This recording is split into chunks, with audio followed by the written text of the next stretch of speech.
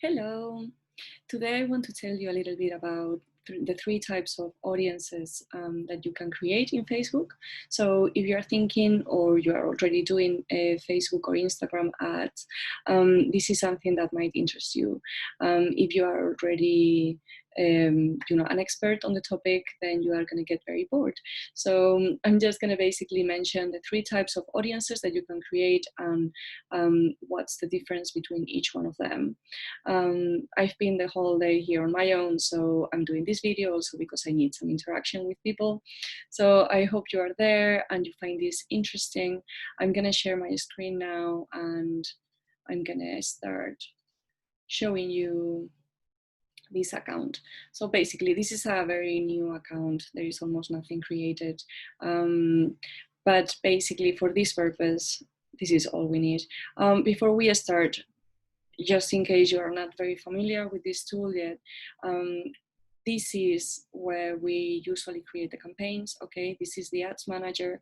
I'm sorry, everything is in Spanish, but it's fine. I will be translating. So this is the ads manager, and you can also create your audiences from the campaigns that you do straight into the ads manager. However, I always recommend creating them from here, audiences, because basically it's better in terms of like your marketing strategy, to make sure that you know what you're going to be doing. Before you start creating any campaign, it's important to have a plan, to have your audiences created, to know what creative and copy you're going to be using for each one of your audiences, because you might have to change it.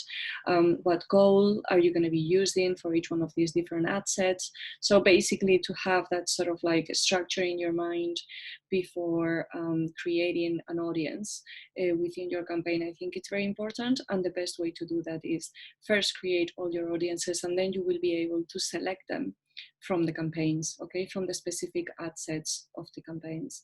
So basically this is why we are in audiences now. And here we only have one created at the moment, a saved audience, but I'm going to explain first to you what's a custom audience, okay? So once it finishes loading,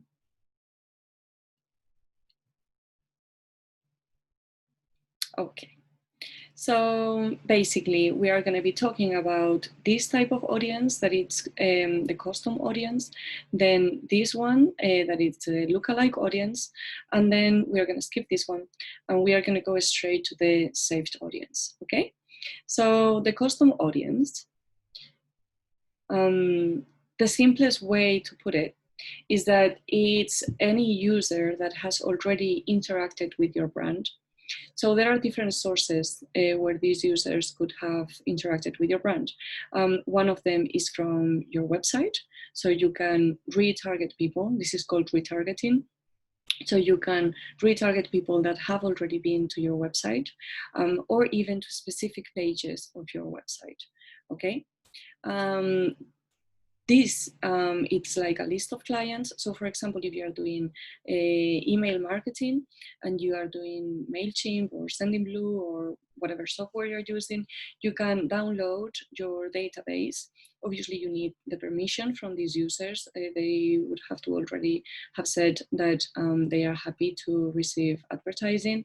But basically, you can then upload this audience here and target them, try to find them.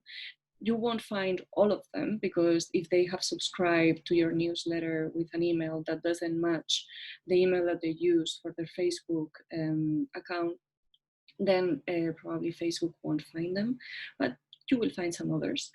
Then you can also retarget people that saw either part or all of a video that you have posted. Even if you posted it organically only and you haven't done a video campaign, that's totally fine. You can select both organic and paid videos, and from 25, 50%, 70% to 100% of the video view. So people that have seen different percentages of the video. Also people that have interacted with your Instagram account or with your Facebook page, or have said that they are going to one of your events. No, actually, I'm not sure if this is, Yeah, yeah. Exactly. Yeah, this is people that have said that they are interested on going to one of your Facebook events. So basically, that's all the different sources that you can use in order to create your custom audience. Okay, people that have already interacted with your brand in different channels and different ways of interaction. Then this is the lookalike audience. And basically what the lookalike audience is that once you have a custom audience, you can create another audience of people that Facebook will find that are going to be based on the original audience. So, okay, I think I said that in a very complicated way, but basically what Facebook do is that they create like a pattern. They will search on the profiles of the people that are in your custom audience. And based on that pattern that they create, they will try to find other people that probably will also like your brand or your product or your service because they have a similar profile. So basically they do this based on a countless number of variables that we are not able to know exactly, but they know so much from us, and this is very scary, I know, but they can basically find similar people to the one that to the users that were in your custom audience. So basically the way to do this, you click here and you first select the origin, what's going to be the original audience that you're going to create your lookalike audience from. Here you will have to select the country, and here you select the level of similarity. So this goes the other way around. Basically, this 1% means that it's going to be very similar to the original audience, but the audience is going to be very small, because obviously the more similar, the less people you will be able to reach. But as you move along this line, if you select 8%, well, now it's not letting me, yeah, okay, no. So if you select, for example, the 8%, it means that it's going to be much less similar, but the volume of the audience will be much bigger. Okay. And the third type of audience is the saved audience. So the saved audience, basically what it means is that you can use all the different tools that Facebook provides in order to find the right people. So this basically involves demographics, like choosing by age, gender, location. You can also choose from like the list of interests, and they keep growing every single year and every few months. There are like new interests and new topics and new things that you can choose from. So basically you will just have to move along here, and then once you reach this, like the detailed segmentation, I'm not sure how is this translated, but basically this is the where you choose like the interests and all the basically what's going to make your audience more unique. If you explore, you will see that you have some demographics based on education, important, this is for example, like, this is like important dates, like you can target people that are gonna have their birthday very soon, for example, people that are parents, job titles, then from interest you have like a lot. So something that I usually recommend is to start typing here.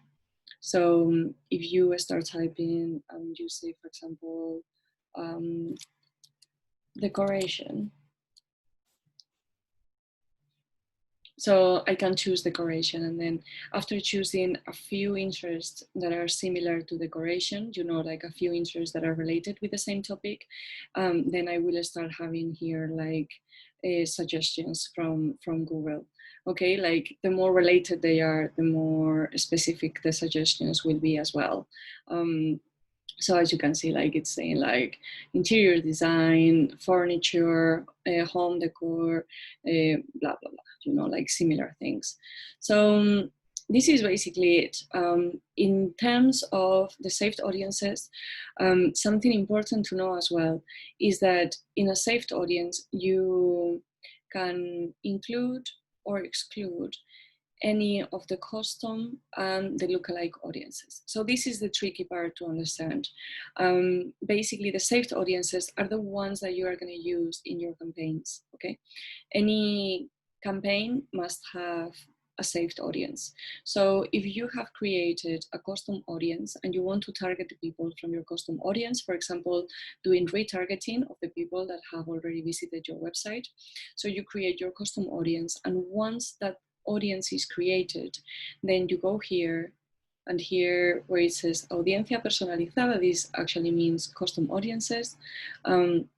Here you will be able to select either all. Here you have the lookalike audiences or the custom audiences. And here, obviously, like you would have your list. At the moment, there are none because I don't have any custom audiences or lookalike audiences created in this ad account, but you will have them listed here. So then you can select it.